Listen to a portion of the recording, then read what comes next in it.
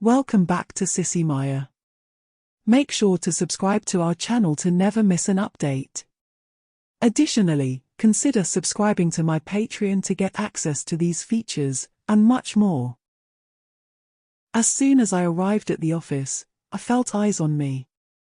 It was not surprising, considering I was wearing a short leather skirt that hugged my curves and accentuated my long legs.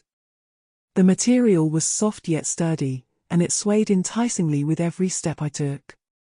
I couldn't help but feel self-conscious, especially since my manager had requested that I wear this outfit today. He had assured me it was just for a photo shoot, but I couldn't shake off the feeling that there was more to it than that. As I walked towards my desk, I could feel the heat rising in my cheeks. The male employees were openly staring at me, their gazes lingering a little too long on my exposed thighs and plunging neckline. It was uncomfortable, to say the least. When I reached my desk, I took a moment to compose myself before sitting down. I tried to focus on my work, but the constant whispers and giggles from my colleagues were distracting.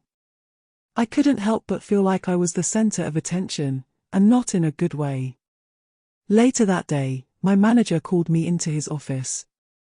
I knew what was coming as soon as I saw the camera set up on his desk. He told me to strike a seductive pose, and I did my best to oblige. He snapped a few photos, and then asked me to sit down. "I've been thinking, Amber," he said, looking at me intently. "You're so attractive, and you're already turning heads in the office. Why don't you embrace your femininity more?" I was taken aback by his suggestion. I had never thought of myself as particularly feminine, let alone attractive. But then he dropped the bombshell. "Why don't you start wearing more revealing clothing?" he said, his voice low and seductive. "Something that really accentuates your curves. That way, not only will you be more confident, but you'll be even more irresistible to the men in the office."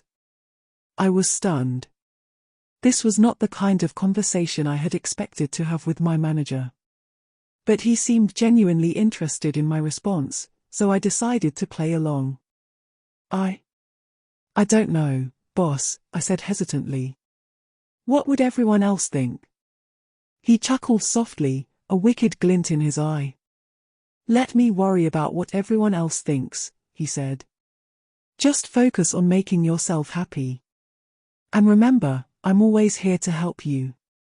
As I left his office, I couldn't shake off the feeling that I had just made a deal with the devil. But for some reason, the thought of embracing my femininity in such a bold way was strangely appealing. Over the next few weeks, I started to experiment with my wardrobe. I bought a tight red dress that hugged my body in all the right places, as well as a pair of high heels that made me taller and more confident. I even dabbled in some light makeup, accentuating my eyes and lips. At first, I felt self-conscious about the way I looked. But as I received compliments from my male colleagues, I started to feel more comfortable in my own skin. I couldn't deny the power I had over these men, and it was intoxicating. One day, my manager approached me in the break room. He complimented me on my appearance and suggested that we continue this experiment further. He told me to dress even more provocatively, to really push the boundaries of what was acceptable in the office. At first, I was hesitant. But then he reminded me of the photo shoot and how well it had gone. And let's face it, the attention and adoration from my male colleagues was addictive. So, I agreed to his proposal. The next day, I showed up to work wearing a short, black leather miniskirt and a tight, low-cut blouse. My heels were higher than ever before, and I could feel my breasts almost spilling out of my top. As I walked to my desk, I could feel every eye on me. The men in the office were openly staring, their gazes lingering on my exposed skin. It was both exhilarating and terrifying. Throughout the day, my manager would find excuses to come by my desk. He would compliment me on my appearance, running his hand up my thigh or brushing against my chest. I couldn't deny the thrill I got from his advances, even though a part of me knew it was wrong. As the weeks went by, my transformation continued. I started to walk differently, more swaying my hips and arching my back. I even began to talk differently, my voice becoming higher pitched and more feminine. It was as if I was becoming a completely different person. And yet, there were moments when I felt like I was losing myself. I missed the old me, the one who didn't have to worry about pleasing men all the time. But it was too late for regrets. I was in too deep. One day, I found myself alone with my manager in his office. He closed the door behind us and locked it. His eyes were filled with lust as he slowly approached me. "You're so beautiful, Amber," he whispered, running his hands up my arms. "I can't believe I ever doubted you." He leaned in to kiss me, but I pulled away. I couldn't do this anymore. I had to stop before it was too late. "I'm sorry, boss," I said, my voice shaking. "I can't do this anymore." His face contorted into a mask of anger.